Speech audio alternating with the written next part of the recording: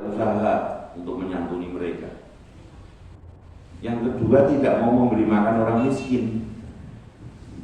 Gitu. Zakat kita nggak dilaksanakan, infak kita tidak, karena zakat itu nanti dibagi ada 8 asnaf: fakir, miskin, gharim, riqab, ibnu sabil, sabilillah, mu'alaf, dan yang paling akhir itu sebetulnya hamil. Jadi orang kalau menjadi pengurus zakat malah yang dihitung pertama hamilnya dapat berapa, nah itu repot ya. Yang kedua, pendusta agama itu orang yang tidak memberi makan orang miskin. Yang ketiga, orang yang sholat. Orang sholat, melaksanakan sholat itu bisa menjadi pendusta agama kalau dia tidak konsekuen dengan apa yang dia ucapkan di dalam sholat. Karena kalimatnya fawailul lil musallin alladzina hum an sholatihim sahun. Sahun itu artinya tidak konsekuen, tidak menepati apa yang diucapkan, dan itu sangat dibenci, dimurkai Allah. Jadi orang sholat itu bukan jaminan makanya. Karena memang perintah sholat itu tidak untuk dilaksanakan, tapi untuk ditegakkan, untuk didirikan sholat itu.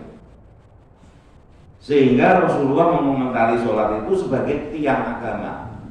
As-sholatu imaduddin. Jadi ini tiang-tiang Pak, semua tegak, semua berdiri. Ya. Nah, indikator tegaknya sholat, berdirinya sholat itu dijelaskan dalam Al-Ankabut 45. Aqimu sholat, inna sholata tanha 'anil fahsya' wal munkar. Tegakkan sholat, dirikan sholat. Jadi perintahnya itu untuk menegakkan sholat, bukan melaksanakan sholat. Tentu saja cara menegakkan dengan cara melaksanakan dengan konsekuen. Ketika sholat itu kita membaca Al-Fatihah. Karena tidak ada sholat kalau tidak ada Al-Fatihah, menjadi rukun. Apa yang kita baca dalam Al-Fatihah? Setelah kita takbir membesarkan Allah dan mengakui betapa kecil dan tidak berarti kita baca Al-Fatihah dengan atas nama Allah. Kita itu semua dalam hidup dan mati kita itu atas nama Allah. Coba kita kalau mau tidur itu apa yang kita baca? Bismika Allahumma ahya wa amut, atau bismika Allahumma ahya wa bismika. Atas namamu ya Allah aku hidup, dan atas namamu ya Allah aku mati. Kapan kita hidup dan kapan kita mati? Jadi 24 jam itu dibagi 2 saja, yaitu hidup dan mati. Hidup itu seluruh aktivitas dalam kita di dalam satu hari itu, sampai dari jam berapa sampai jam berapa. Mati itu tidurnya itu mati. Sebab ketika bangun tidur tadi pagi, kita akan membaca Alhamdulillahilladzi ahyana ba'dama amatana wa ilaihi nusyur. Segala puji bagi Allah yang telah menghidupkan aku dari matiku, ya kan? Bapak Ibu berarti selama ini mati terus tiap hari kan? Tapi sudah jadi orang cerdas apa belum? Karena kata Rasulullah, orang cerdas itu yang mengingat mati, padahal tiap hari mati.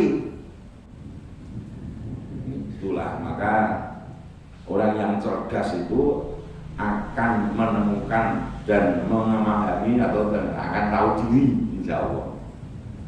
Itu yaitu orang yang mati, ingat mati itu mau, dia akan tahu diri. Sebab kita ini nggak akan selamanya seperti ini. Kullu nafsi dha'iqatul maut. Begitulah. Jadi Bapak Ibu, semua yang kita lakukan itu atas nama Allah. Oleh karena itu dalam surat Al-An'am sebagai petunjuk pelaksanaan dari ayat 56 dari Az-Zariyat, wa maqalatul jinna wal insa illa liya'budun, itu kul inna sholati wa nusuki wa mahyaya wa mamati lillahi rabbil alamin. Ya, perintahnya Allah itu untuk kita supaya menyatakan, ya. Jadi mengatakan dan konsekuen dengan kata-katanya itu, sesungguhnya sholatku. Jadi kata-kata sholat di dalam surat Al-An'am 162 itu di dalamnya mengandung semua ibadah mahdhah. Karena wa ma khalaqtul jinna wal insa illa liya'budun, artinya bahwa 24 jam setiap hari hidup kita itu untuk beribadah pada Allah. Karena ada kata ilah. Kita diciptakan tidak lain kecuali untuk beribadah. Lah beribadahnya kapan? Berarti kan hidupnya semua itu, hidupnya matinya. Maka dikatakan sholatku, hajiku, puasaku, zakatku, pokoknya aku ibadah mahdhah. Dan penamaan itu saya selalu terkagum-kagum itu para ulama itu. Kata-katanya itu pakai mahdhah dan ghair mahdhah, artinya semua ibadah. Karena ada kata-kata mahdhah semua, bukan khos dan am, bukan. Jadi memang wa ma khalaqtul jinna wal insa illa liya'budun, makanya semua harus beribadah. Kalau kita mengevaluasi diri, apakah 20 jam kita itu beribadah atau tidak?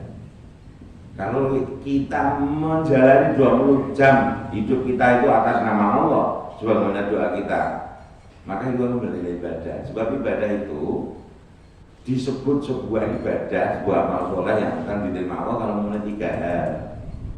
Pertama, dilakukan hanya karena Allah, bukan karena yang lain. Yang kedua, ada contoh dari Rasulullah. Karena Rasulullah itu orang yang sempurna di dalam beribadah kepada Allah, yang akhlaknya Quran, yang perkataan yang keluar dari mulutnya tidak ada kecuali wahyu. Sehingga kita diperintah untuk menyontoh beliau dalam surat Al-Ahzab 21. Laqad kana lakum fi Rasulillahi uswatun hasanah. Nah, itulah Bapak Ibu, sholat kita ini menjadi pembuktian syahadat kita, dan kita di dalam pelaksanaan sholat itu selalu mengulangi syahadat kita dalam tahiyat itu. Jadi orang pendusta agama itu orang sholat tapi tidak konsekuen dalam sholatnya. Ketika atas nama Allah apa benar?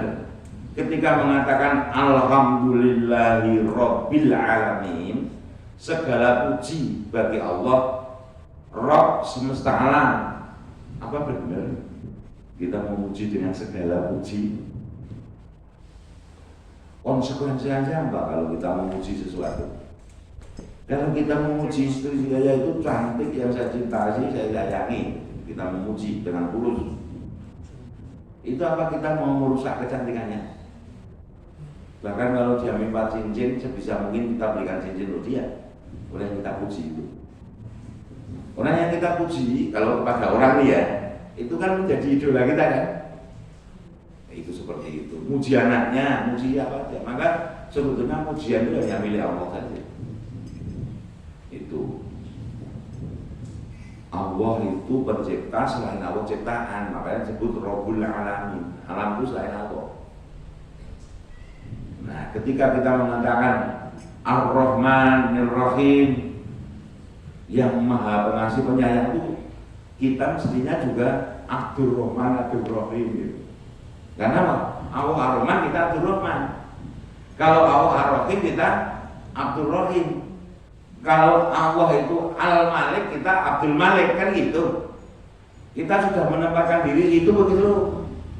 Banyak orang namanya Abdul Malik tapi nggak punya kekuasaan apa-apa, malah letoy. Berarti orang cocok. Ar-Rahman atau Abdul Rahman tapi tukang marah, sidik-sidik nesu dan seterusnya, nggak cocok. Abdul Rahman itu sifat, ya, tapi kan digunakan umumnya untuk nama laki-laki, ya kan? Karena memang nabinya itu laki-laki. Jadi istri itu, suami itu tidak disebut itu kan, sebutnya azwaj, pasangan, begitu. Nah, orang melaksanakan sholat tetapi tidak konsekuen, Al-Fatihahnya itu. Bahkan kemudian kalau kita lanjutkan itu kan Ar-Rahmanir-Rahim, Malik Yaumiddin. Allah itu Malik kita, penguasa, raja, yang punya hukum. Lah apakah hukumnya Allah sudah kita taati? Orang yang sholat itu, perintah-perintah sudah dilaksanakan, larangan sudah ditinggalkan. Itulah. Paling tidak diterima sajalah hukum Allah itu semuanya dulu. Tentang pelaksanaan mastata'tum kan. Tapi menerima saja tidak. Konsekuennya. Mengakui bahwa Allah itu yang punya hukum, Allah itu punya syariat, punya undang-undang untuk dijalankan, dilaksanakan. Dan itu yang nanti akan saya sampaikan. Pertama-tama yang kita kenal sebagai diri itu sebagai khalifah fil ardh. Nah, ini prolognya satu pertemuan. Karena rutin ya Mas Toko. Acaranya ya kelihatan. Begitu. Kalau kita ada perubahan dari pengajian ini, dari waktu ke waktu lebih baik, itu kita namanya berkemajuan. Tapi kalau tidak membawa perubahan pengajian ini, namanya stagnan. Tapi kalau lebih buruk, itu namanya kemunduran. Nah, kata Rasulullah, orang yang beruntung itu yang hari ini lebih baik dari kemarin. Orang yang sama hari ini dengan kemarin itu orang tertipu atau orang rugi, apalagi lebih buruk. Ya, tentu akan menjadi orang yang binasa, celaka, begitulah. Nah, dikira apa? Dari situ sahrun loh. Kalau tadi kan gofilun, beda. Jadi akan diisi Allah, isi neraka jahanam itu, neraka jahanam akan diisi kebanyakan jin dan manusia. Kenapa jin dan manusia? Yang diciptakan untuk beribadah mengabdi Allah kan jin dan manusia. Gitu. Mengapa bisa begitu? Mereka jin dan manusia itu diberi hati, tidak digunakan untuk memahami ayat-ayat Allah. Coba aja. Jadi untuk paham ayat Allah itu dengan hati, bukan dengan otak. Ya, produk hati itu disebut akal, sedangkan produk otak itu disebut rohyu atau fikir. Beda. Nah, akal itu tergantung kondisi hati yang memproduksi kan. Nah, sedangkan hati manusia itu ada dua, hati yang nurani dan hati yang zulmani. Hati yang terang bercahaya, nur, dan hati yang gelap gulita. Kira-kira kita sudah tahu hati kita masing-masing belum? Termasuk yang terang atau yang gelap? Kalau yang terang 100 watt atau 5 watt? Kalau kemarin 5 watt, sekarang 10 watt. Harusnya begitu kan? Jadi terang tapi terang remeng. Jadi kalau makan itu di rumah yang makan Padang saja yang 100 watt. Tulisannya rumah makan Padang lampunya 5 watt. Sebelum tak takoni asli mana? Aku belum memiliki mau. Lah kok tulisannya Padang? Sebab saya punya besan itu orang Minang asli. Jadi mantu saya itu orang Padang, orang Minang. Dan saya juga suka masakan Minang. Jadi begitu nyoba itu Minang asli kok Minang Jawa. Itu begitu. Ya untuk selingan nanti buat tegang dulu. Jadi pendusta agama itu bisa orang sholat kalau nggak konsekuen sholatnya. Di situ sahun itu konsekuen. Kalau ghafilun itu lalai. Apalagi lupa yang disengaja. Nah itu tiap aku. Karena kata Rasulullah, tarku sholat inna kafirunal haq. Orang yang dengan sengaja meninggalkan sholat itu sudah tidak diaku, mereka itu kafir beneran, gitu kata Rasul. Begitulah. Sehingga sholat saja masih harus ditegakkan, dan tegaknya sholat yang saya sampaikan itu indikatornya, cirinya itu kalau dengan sholat itu pertama mampu mencegah keji dan mungkar. Perbuatan keji itu perbuatan yang sudah dilarang tapi dilakukan. Berarti harus tahu larangan Allah kita. Apa saja. Nah itulah ngaji itu pentingnya gitu. Jadi dilarang dilakukan itu kekejian. Kalau kemungkaran itu perintah yang tidak dilaksanakan. Sederhananya begitu. Jadi misalnya zina itu mendekati saja dilarang. Ya, larangannya di Quran itu dilarang mendekati.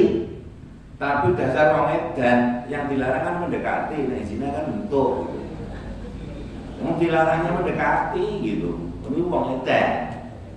Dilarang kencing malah berak di situ. Kan dilarang kencingnya gitu. Sondoloyo Darmo kan gitu. Pahamnya? Iya, ada yang begitu. Itu. Ya yang mendekati zina ini apa? Ya pacaran itu. Kalau memang senang ya ke rumah orang tuanya dilamar, dibicarakan pernikahan. Begitu. Yang jelas begitu ya. Karena saya ini kan dosen yang menghadapi mahasiswa. Kita tahu bagaimana perilaku mahasiswa. Dan itu saya syukuri sebagai ladang dakwah saya untuk dapat pahala jariah dari Allah SWT. Gitulah. Jadi orang sudah sholat, sudah apa tadi orang Arab Badui di dalam surah Al-Hujurat itu belum diaku. Supaya diaku beriman ya harus ada 3 unsur tadi. Bapak Ibu, konsekuensi kalau Allah belum mengakui keimanan kita, semua ayat yang menyeru orang beriman itu tidak termasuk ya. Contoh ya, Allah mewajibkan melaksanakan puasa itu kepada orang beriman kan? Ya ayyuhalladzina amanu kutiba alaikumusiyam dan seterusnya ya. Tetapi Rasul mengingatkan berapa banyak orang puasa tapi hanya mendapat lapar dan haus. Berapa banyak itu maknanya banyak sekali. Itu orang yang ngaku beriman puasa tapi sebetulnya belum memenuhi syarat rukun iman, beriman. Itu ya itu enggak dapat apa-apa. Karena dia belum termasuk yang diseru kan. Yang diseru beriman. Lalu dia belum. Sebab dia puasa kan mengaku merasa beriman. Kalau orang kafir, orang Kristen, Buddha, Hindu